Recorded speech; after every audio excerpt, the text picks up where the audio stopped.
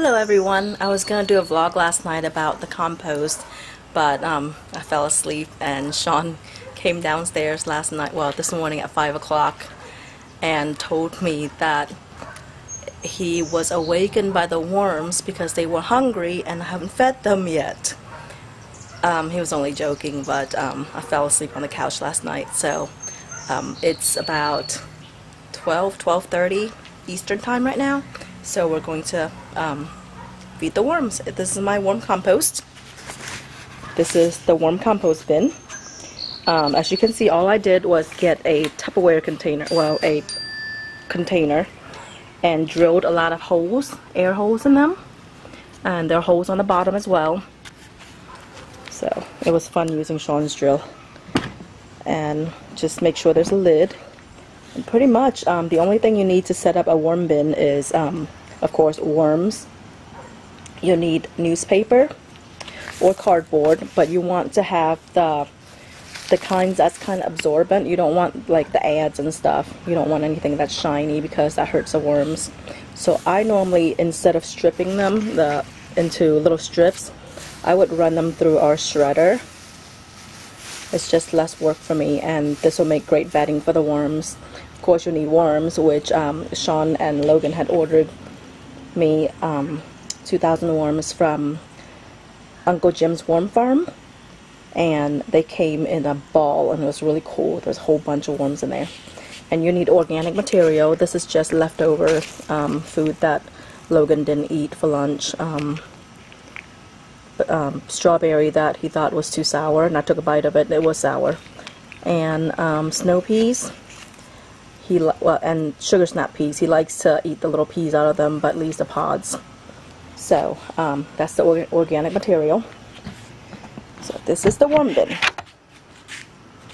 As you can see, once you start putting organic material in there, sometimes you'll start sprouting, and that's completely normal. See, and tell you a little secret: I don't like the feel of worms in my fingers, so I always wear gloves. So let's see.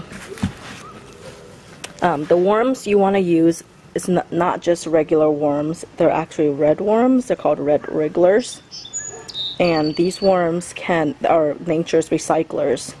They will eat about, I would say, up to 10 times their own weight in organic material. And then what they produce when they poop is good, pure black gold, which is compost, which is really good. See, that's a big fat one right there. There's so many of them. And as you can see, the worm bin's kind of empty right now because last week I had just harvested. And I harvested about about 4 pounds, because it was a 5 gallon container. It was about 4 gallons then. So we'll just move the worms aside a little bit.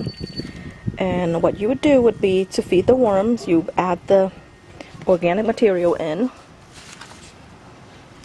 So you just put that in. I like to feed them on one side only because it's easier for me to harvest. So you put that in, and then you try to cover it up with some of the compost. Then you add some more bedding to it.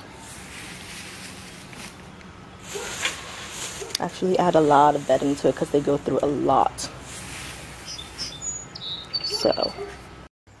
So once you put all of the bedding in, worms will need a nice warm, wet condition. Well, not really wet, but moist condition.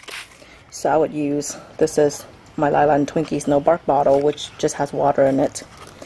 And I would spray it down with water, just enough to make it moist. A few squirts here and there.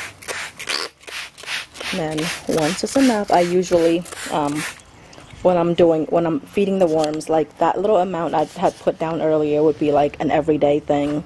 Or when I'm peeling vegetables or fruits, then the peelings and the seeds will go in here as well. The only thing you want to be mindful of would be like rice, pasta, potatoes, things like that. Anything starchy you have to be careful with because that produces yeast, and worms don't really like that. It kind of spoils things. So, but you can put in anything, just no dairy, no meat, no cheese, and definitely no animal waste, no feces of any type. So I would just scrape the sides because all of this is compost. I don't know who's texting me right now. And just scrape it down, and I'll water some more of it, and then in like a month or so, well, I'll keep adding food scraps in, but in a month to 2 months, sometimes 3 months, there's really no maintenance to it at all except keep feeding it, because we gotta admit that our country is a very wasteful country, and there are millions and tons of just organic waste, just food waste in landfills or burned, and that's really bad for the environment. So by doing something small like this, you can do it in, if you're an apartment dweller or if you have a small area, you can do this. Some people have a smaller container, and they would put it under their sink, and that would be an easy way of, you know, contributing to, you know, leaving a less carbon copy of yourself or something. Whenever it's time to harvest, this is what comes out. Black gold. Yes, there's some seeds and stuff mixed in it, and still a little bit of paper left in, but everything is just compost, which is very, very rich for your plants. What you can do is mix it with your soil when you're planting, or as I do it, once a week or so, I'll get about a handful like this, put it in a bucket, like maybe something this size, a 5-gallon bucket, and spray it down with water so that, you know, it kind of makes like a little tea, and it's called compost tea. And I would water my plants with it, and as you can tell, my plants are doing really well. And this is what I harvested from the garden this morning. There's a summer squash, one single okra, which looks really cool, and banana pepper, and a whole buttload of snow peas and sugar snap peas. Now this is about 2 days worth. Every 2 days or so I would have this much, and it's a good size. I mean, it's at least 100, maybe 150 snow peas in here and sugar snap peas in here. So that's a whole lot of, you know, snow peas, and it's really good as with veggie dip. But that's pretty much it. I'll probably spray this down a little bit more. And you know, everything is, you're just leaving less waste by composting, and you get free compost, and the worms are amazing, so you get free worms. So when my friends wanna, or my father-in-law or whoever wants to go fishing, they just come over with a Tupperware container and we'll grab a chunk of worms, and you have free bait. And the worms are like rabbits, so they always reproduce, and you never run out of them. But that's about it. I hope you enjoyed it.